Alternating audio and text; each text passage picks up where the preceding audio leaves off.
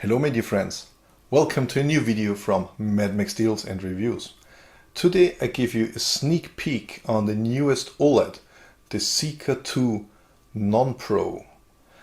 I was sent this sample by OLED, thank you for that again, and they didn't tell me if that's a final version or a pre-production run, because I did not find any information on any website about this flashlight. So we have to stick on what's printed on the box and in the manual.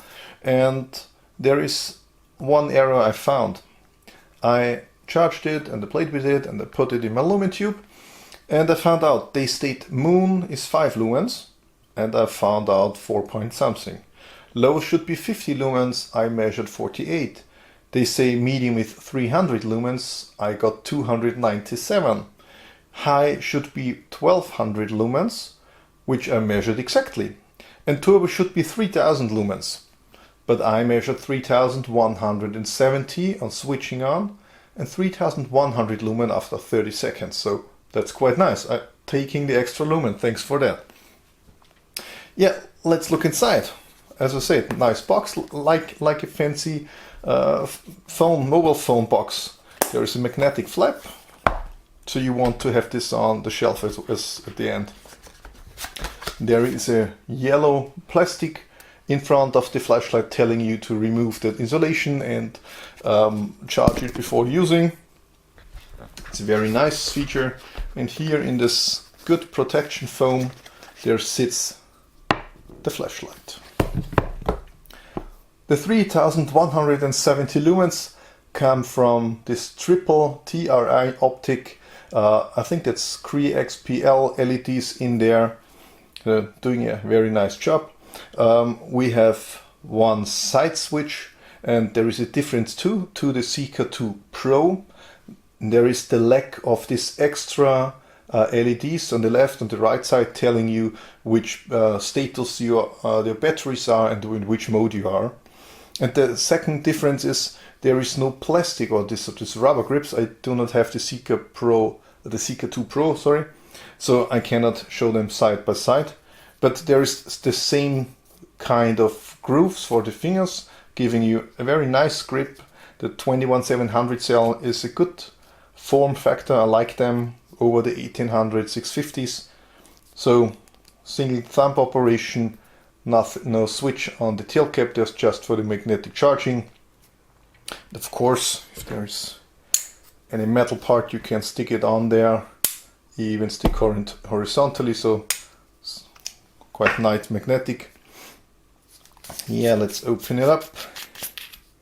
There's this insulation film, and we see OLED uses their special batteries. So you have the plus and the minus on one side, so you can make contact to this magnetic charging system.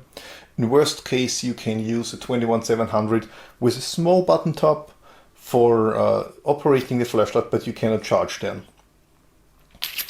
So there's lots of loop in this very well cut threads, no squeaking. That's quite nice. Now if we switch it on, there is a small green LED in the switch itself telling you green is full, then there is orange and red flashing. The levels are in the manual and nothing on the outside. So, and as you can see, or possibly not, 3 LEDs in there. Let's try to start in low. No, I think still too bright for the camera. Yeah, maybe show you quick and dirty the user interface. Short click is switching on. This is the low. Click and hold toggles to the modes. That's nice and fast. Low, medium, high, low, medium, high. Switching off. Click and hold goes back to moon mode, which is cool. And then low, medium, high, low, medium, high, low, medium, high, and so on. Double click gives a turbo. Single click is off. So when you are in turbo, which works from off too, a double click goes back to the last mode memorized. There is no strobes, no blinkies, no distraction. And single click is of course last mode memory too. So quick and easy to understand, everyone can use that.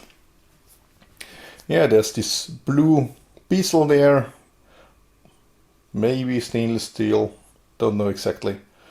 Nice optics, build quality, it's Olight grade, so nothing to find, nothing is damaged. And I like this satin velvet-like surface. That's nice feel.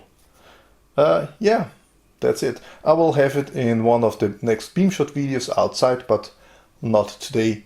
Oh, accessories, sorry. Yeah, that's really like these phone boxes. There's a small thing, so since it's not the non-pro, I'm quite sure it's a lot cheaper, or at least cheaper than the Pro, because the Pro has this L-dock thingy, this magnetic charger, which works of course for that thing too. There's the user manual, multi-language. We have the standard magnetic charging cable, which just flaps in there, and the other side goes to any USB socket, and then you can charge it on the way. And there is this lanyard, blue or OLED style, these round things, I like them, with this small metal piece, so you can go through there and get into the lanyard hole on the tail cap. So they did nothing wrong on that. Really like it. So thanks again Olight for sending me this sample. If you have any questions, feel free to comment. I try to give you the answers as the questions come in.